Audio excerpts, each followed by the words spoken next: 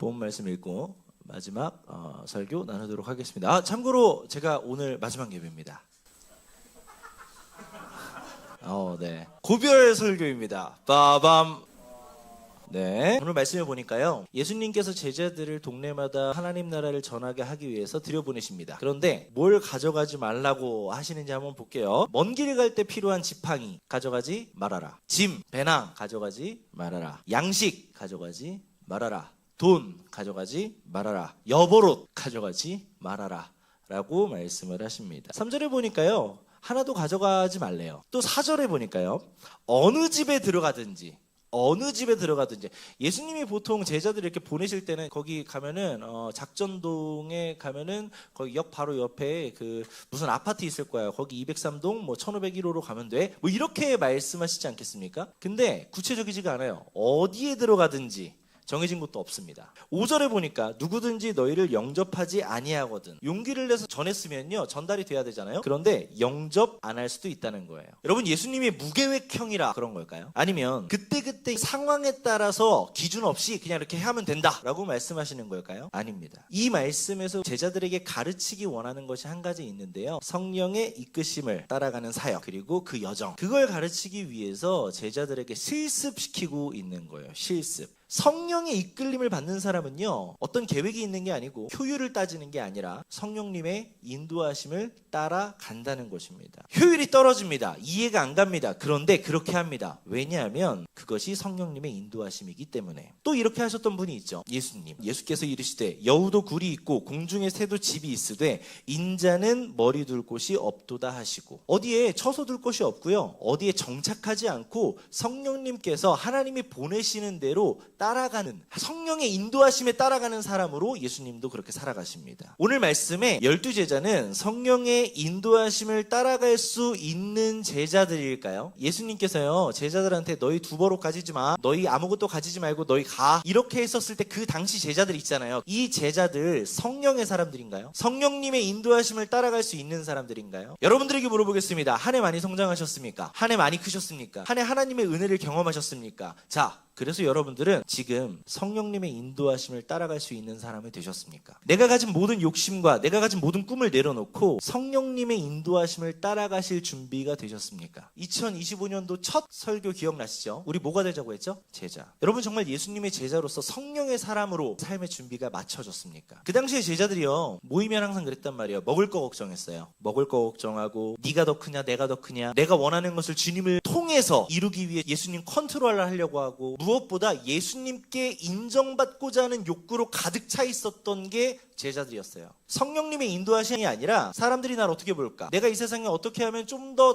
나은 삶을 살 수 있을까? 이거 동일하게 고민했었던 게 제자들이라는 것이죠. 예수님이 성경에서 별로 안 좋아하는 사람들 나옵니다. 누구 나오죠? 바리새인, 서기관, 제사장. 이 사람들 왜 안 좋아하죠? 속으로 탐욕이 가득하거든요. 속에 자기 생각이 가득해요. 그런데 겉으로 어때 보이죠? 거룩한 척하죠. 제자들은 어땠나요? 속으로 탐욕이 가득합니다. 내가 원하는 대로 살고 싶은 마음이 가득해요. 성령에 충만하기 전에 제자들이 그래요. 자기가 원하는 것들로 가득 차 있습니다. 그런데 겉으로 어땠죠? 멍청해서 겉으로도 그게 티가 다 납니다. 예수님 보이기에 안 그래 보였냐? 그게 다 티가 납니다. 바리새인들은 속으로 탐욕스럽지만 겉은 거룩했습니다. 그런데 제자들은 겉이나 속이나 다 탐욕스러웠어요. 그런데 주님은 그런 제자들에게 성령의 이끄심을 따르는 사역과 삶을 가르치고자 하셨던 겁니다. 예수님이 현실 감각이 좀 떨어지셔서 그랬을까요? 아니면 예수님이 너무 이상주의자여서 그랬을까요? 답이 안 보이거든요. 가능성이 없거든요. 그런데 그걸 가르치고자 하셨다는 거죠. 왜 그러셨는지 한번 알아봅시다. 여러분, 사람은요, 가능성을 봅니다. 사람은 이게 될 법한가, 이게 가능한가 하는 가능성을 봅니다. 그래서 될 법하지 않잖아요? 그럼 포기합니다. 그러나 주님은 믿음으로 하나님이 하실 일을 보시지요. 제가 작년에 처음에 와서 청년부를 이렇게 딱 면대면 만났을 때 엉망진창이었어. 엉망진창. 진짜 기대할 바가 솔직히 없었어요. 왠지 아세요? 여러분들이 나빠서? 여러분들 뭐 재능이 없어서?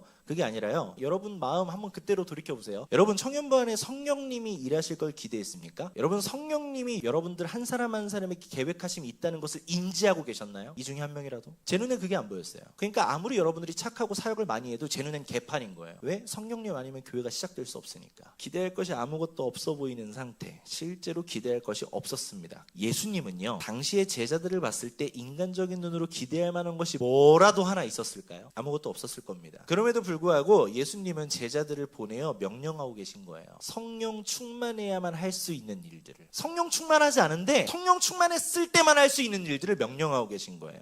왜냐하면 예수님이 뭔가 잘못 평가, 판단해서 그런 것이 아니라 제자들을 믿음의 시선으로 보고 계시기 때문입니다. 눈앞에 있는 제자들은 사실 세상과 다를 게 별로 없어요. 아니, 세상보다 오히려 못난 부분이 많습니다. 그러나 예수님의 믿음의 시선에서 제자들이 장차 이후에 성령 충만해져서 주의 복음을 전하기에 내 생명도 아끼지 않을 만큼 성령의 인도함을 따라갈 성령의 사람들로 보였다는 것이지요. 요한복음 1장 42절 말씀 한번 읽어볼까요? 데리고 예수께로 오니 예수께서 보시고 이르시되 네가 요한의 아들 시몬이니 장차 게바라 하리라. 게바는 번역하면 베드로라. 베드로는 번역하면 교회의 반석이라는 뜻이지요. 이게 예수님의 시각이었습니다. 베드로를 처음 보자마자 장차, 지금 말고 지금 개판이거든. 장차 너 내가 죽고 내가 부활해서 내가 널 다시 찾아오더라도 넌 그때까지 정신 못 차릴 거야. 그런데 언제? 장차 게바가 되리라. 오늘 본문 말씀에 이어서 오병이어 사건이 발생합니다. 남자만 5,000명, 예상컨대 사람들이 한 12,000명 이상의 사람들이 모여 있었을 겁니다. 그런데 이때 예수님이 명령하십니다. 예수께서 이르시되 너희가 먹을 것을 주라. 여러분, 제자들이 이때 뭘 줄 수 있습니까? 없어요. 너희들이 먹을 것을 줘라 했었을 때 그것을 믿음으로 듣고 순종할 수 있는 상태가 아니었어요. 여러분 잘 보세요. 할 줄 모르는 사람한테 해봐. 그거 기만 아닙니까? 기만? 줄 게 없는데 주라는 거예요. 예수님은 제자들이 할 수 없는 것을 알면서도 말씀하시는 거예요. 왜냐하면 이제 앞으로 먹을 것을 줘야 할 사람이 누구니까? 너희니까. 이제 앞으로 진짜 생명을 줘야 될 사람이 누구니까? 너희니까요. 지금까지는 예수님이 주셨어요. 그런데 앞으로는 누가 줘야 돼요? 제자들이 줘야 돼요. 지금까지는 제가 여러분들에게 줬어요. 이제 누가 줘야 돼요? 여러분들이 세상에 줘야 돼요. 지금은 내가 너희에게 주고 있지만 이후에 이 복음을 세상에 전해서 죽은 자가 살아나도록, 눈먼 자가 눈을 뜨도록, 앉은뱅이가 일어나도록, 생명이 없는 곳에서 생명이 터져 나오도록 먹을 것을 줘야 할 사람들이 바로 제자들이기 때문에 이것을 명령하십니다. 지금은 못하지만 너희가 성령을 받아 성령의 사람들이 되어 하게 될 수 있게 될 것이기 때문에 그것을 믿음의 시선으로 바라보시며 실습시키시는 겁니다. 제자들이 아직 할 수 없는 것을 다 아심에도 불구하고 제 앞가림도 못하고 있는 제자들에게 예수님 말씀하시죠. 너희는 세상의 빛이야. 너희가 세상의 소금이야. 여러분, 제가 여러분들을 처음 봤었을 때 솔직히 여러분들이 착하고 여러분들이 재능이 있고 사실 저는 그걸 중요하게 생각하지 않습니다. 작년에 제가 청년부를 처음 맡으면서 제가 뭘 찾았게요? 여기에 성령의 사람은, 성령을 간구하는 사람은 누가 있는가? 분위기 좋게 하는 외향형 사람 말고 하나님이 일하실 것을 기대하는 사람이 누가 있는가? 안 보이더라고요. 하나님이 일하실 걸 기대하는 사람이 안 보이더라고요. 그래서 기도했어요. 하나님이 일하심을, 하나님이 역사하심을 기대하는 사람 나오게 해주세요. 제가 먼저 기대함으로 나아가겠습니다. 그때 하나님이 저에게 보게 하신 것은 여러분들이 장차 될 모습이었습니다. 지금 말고 장차. 하나님이 예비하신 그때에 하나님께서 여러분들을 통해 이루실 것입니다. 이 말씀을 붙들고 저는 올 한 해 사역을 시작했습니다. 속이 뒤집어질 때가 있어요. 근데 그때 내 안에 주인 되신 성령님께 이렇게 믿음을 확인하는 거예요. 장차 그렇게 될 줄 믿습니다. 눈앞이 안 보일 때가 있어요. 그래도 그때 이렇게 명령하는 거예요. 내 영혼에 장차 그렇게 될 줄로 믿습니다. 그 당시에 예수님께 공감하는 사람이 누가 있었을까요? 어부 포함해가지고 한 12명 되는 사람들 데리고 다니면서 그 사람들을 통해서 이 땅 가운데 하나님의 나라를 시작하는 교회를 세울 거라고 기대하는 사람이 누가 있었을까요? 정말 이 사람들이 깨어진 하나님의 사람이 되는 것, 성령의 사람들이 되는 것을 기대하는 사람들이 과연 얼마나 됐을까요? 아마 없었을 것입니다. 그 이후에 예수님이 제자들을 데리고 다니면서 믿음을 가르치십니다. 어떤 방법으로 가르치시죠? 믿음이 작은 제자들에게 믿음이 큰 사람을 보여줍니다. 이게 믿음 큰 거야. 그리고 제자들에게 다시 한번 믿음의 시험을 합니다. 제자들 어떻게 되죠? 낙방. 그리고 말씀하시죠. 너네 왜 이렇게 믿음이 작니? 그리고 또 데려가서 믿음이 큰 사람을 보여줍니다. 자, 이게 믿음이 큰 거야. 그리고 다시 시험하시죠. 또 낙방. 너희들 왜 이렇게 믿음이 작니? 이거 거의 미취학 아동? 아니, 강아지 훈련할 때 이렇게 반복 훈련하는 거 아시죠? 여러분들에게도 저는 연초부터 계속 보여주고 미션을 주고 따라오게 하고 다시 보여주고 이걸 반복하려고 애썼던 것 같아요. 리더가 없었습니다. 리더 자원하십시오. 몇 명의 하나님의 하실 일을 믿음으로 따라가려는 사람들이 자원합니다. 그래서 그 자원한 리더들 몇 명의 헌신을 그냥 끌어모아서 겨울에 캠프했죠. 아마 리더들 개고생했을걸요? 잠 아마 3시간 이상 잔 사람 없을걸 그때. 그 청년들이 교회의 중심이 돼서 해나간 사역들이 있습니다. 한 해 동안. 그리고 교회 밖에서 제가 크사장이라는 공동체 있잖아요. 몇 명은 거기 데려가기도 했어요. 하나님의 공동체가 어떻게 세워지는지를 눈에 보여주려고. 하반기에는 보이지 않는 하나님에 대한 설교를 했고, 그걸 볼 수 있도록 여러분들이 거듭나고 성령 받기를 촉구하고 그 메시지를 계속 전했습니다. 자, 그래서 지금부터 이제 집중하세요. 고별 설교 시작입니다. 이제 1년 동안 이것만 기억하면 돼 이제. 자, 그래서 여러분들은 오늘 지금 믿음의 사람이 되셨습니까? 성령의 사람이 되셨어요? 확실합니까? 확실해요? 제 눈이 대답하기 힘든 눈이라는 거 알고 있어요. 성령으로 분명한 기준을 가지고 세상의 믿음으로 하나님의 나라를 선포하고, 내 눈에 아무리 안 될 것 같이 보이고 소망이 없어 보이고 이건 되겠어? 하는 그 일에 하나님이 주시는 마음으로 믿음으로 선포하고 명령하고 그것을 이루어질 때까지 마음을 지키는 하나님의 사람으로 서셨습니까? 제 눈에는 아직 아니에요. 아직 아니에요. 예수님이 십자가 지시기 바로 직전에요, 베드로는요 예수님을 3번 부인합니다. 그때 베드로는 예수님을 부인하고 새벽닭이 울던 그때 자기 자신에 대한 신뢰가 완전히 산산이 부서져 깨지게 됩니다. 그 전까지는요 지를 좀 믿었어요. 내가 수제자인데 내가 또 한다면 하지. 그러니까 칼 숨겨가지고 가지고 다니면서 예수님 누가 잡으러 오면 내가 다 썰어버리리 뭐 이랬었던 게 베드로였으니까요. 근데 예수님을 3번 부인하고요, 예수님과 눈이 마주치던 그날, 그 새벽에 베드로는 자기 자신에 대한 확신이, 자기 자신에 대한 믿음이, 내가 뭔가 할 수 있을 거라고 생각했었던 그 모든 생각이 박살나버립니다. 그래서 어디로 돌아가느냐? 갈릴리 호수로 다시 돌아가죠.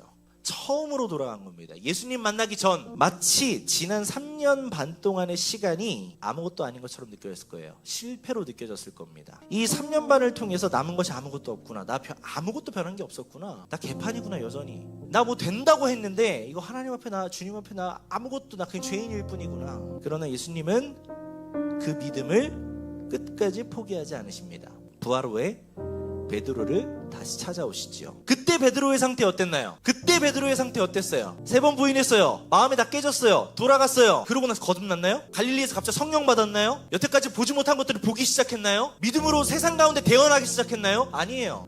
심지어 이제 자존심도, 자존감도, 자기 자신에 대한 신뢰도 아무것도 없이 다 무너져 있는, 오히려 예수님 쫓아다녔던 3년 반보다 더 못한 상태가 되어버린 상태였습니다. 이제 뭐 할 말도 없고 자신감 없이 바닥에 힘이 빠져서 축 늘어져 있을 뿐이었습니다. 그래가지고 예수님이 오셨어요. 그래가지고 예수님이 너 내 양을 다시 쳐라 이러고 다시 세워주시잖아요. 그러고 나서도 하는 얘기가요 엉망진창이에요. 당신이 사랑하는 이 사람은 어떻게 됩니까? 여전히 하나님이 보시는 내가 아니라 다른 사람한테 시선이 가 있고 관심이 있단 말이에요. 그러니까 예수님 뭐라고 해요? 그거 네가 할 거 아니야. 네 알 바 아니다. 이렇게 말씀하시잖아요. 그렇게 정신 못 차린 베드로에게 예수님은 내 양을 치라, 내 양을 먹이라 말씀하셨어요. 예수님은 기대를 저버리지 않으셨기 때문이시죠. 예수님은 우리를 향한 믿음을 끝까지 포기하지 않으십니다. 왜냐하면 교회된 우리가 주님의 마지막 희망이기 때문입니다. 하나님은 여전히 세계 복음화라는 큰 꿈을 꾸고 계십니다. 완전히 이루실 하나님 나라를 꿈꾸시고 계십니다. 그 나라에서 모든 백성을 회복시키실 것을 꿈꾸십니다. 그 안에서 모든 깨어진 관계들이 회복될 것을 꿈꾸십니다. 그것을 위해 필요한 것이 있습니다. 사도행전 1장 8절 오직 성령이 너희에게 임하시면 너희가 권능을 받고 예루살렘과 온 유대와 사마리아와 땅끝까지 이르러 내 증인이 되리라. 너희 열심히 해서 결단해서 정신을 똑바로 차리고 증인이 돼가 아니에요. 성령이 임하시면, 이게 단서예요. 성령이 임하셔야만 합니다. 여러분 저랑 1년 신앙생활 했다고 이제 증인이 좀 돼봐. 왜 아직도 증인이 아니야? 왜 아직도 이렇게 멍청해? 왜 아직도 기준이 없어? 왜 아직도 뭘 맡길 만한 상태가 안 돼 있냐고. 이게 아니에요. 성령이 임하셔야만 합니다. 성령이 임하시면 권능을 받게 될 것입니다. 능력을 주실 거예요. 내 증인이 되어라가 아니라 내 증인이 되어질 것이다. You will be my witness. 될 거라는 거예요. 되게 하실 거라는 거예요. 껍데기 같은 내가, 지금도 아직 여전히 믿음도 뭣도 없는 내가 착해서 교회는 다니는데 하나님이 우리를 통해서 뭘 하기 원하시는지 전혀 알지도 궁금하지도 않은 엉망진창이었던 우리가 오직 성령 성령이 임하시면 성령의 권능을 받을 때 비로소 증인이 되어질 것입니다. 예수님을 믿는데 여러분 열매가 없으십니까? 그것은 여러분들의 결단이 부족해서가 아니고 여러분들의 파이팅이 부족해서가 아니고 여러분들의 재능이 부족해서가 아닙니다. 성령을 받지 못해서입니다. 성령 아니면 너네나 저나 다 아무것도 아닙니다. 제가 이번 주에 갑작스럽게 인사를 준비하게 된 것이 성령님의 인도하심을 따라서입니다. 여러분, 제가 수십 번 얘기했었던 2025년도가 끝났을 때 김동은이라는 사람이 요만큼도 남지 않기를 소망합니다. 오직 하나님이 하신 일들만이 남기를 원하는데, 하나님이 여러분들에게 주시고자 하는 그 열망이 무엇이냐면 성령 충만함입니다. 내년에 저는 우리 청년부가 더더욱 기대됩니다. 왜냐하면 여러분들 안에 올해 이 마음 하나만 남으면 되거든요. 성령님이 아니면 난 아무것도 아니다. 성령이 내 안에 주인 되시면 능력 주시는 자 안에서 난 모든 것을 할 수 있다. 성령 충만해야 되는 거예요. 성령 충만해야 되는 거예요. 성령 충만해야 되는 거예요. 그것밖에 답이 없는 거예요. 저희가 연초에 나를 따르라로 시작했었던 2025년도를 이 문장으로 마무리하려고 합니다. 주님을 따르려면 성령님밖에 없습니다. 그것을 인정하고 나를 비워내고 내 컵 안에 있는 모든 물을 다 비워내고 성령으로 채우는 마지막 예배가 되기를 소망합니다. 이 시간에는 성경 간사님, 대희 간사님 잠깐 앞으로 나오시겠어요? 요 앞으로 서시고 우리 청년들 다 앞으로 나와서 우리 자매님들은 성경 간사님, 남자 형제들은 대희 간사님 손을 좀 얹어서 같이 기도하시죠. 두 간사님들을 성령의 사람 되게 하여 주시옵소서. 성령으로 바로 선 기준을 가지고 하나님 앞에 엎드려지는, 먼저 희생하는, 먼저 손해보는 그런 리더가 되게 하여 주시옵소서. 우리 이 시간 중보하는 마음으로 이 시간에 간사님들을 위해서 이 시간 한 번 같이 통성으로 기도하시겠습니다. 기도합시다. 주여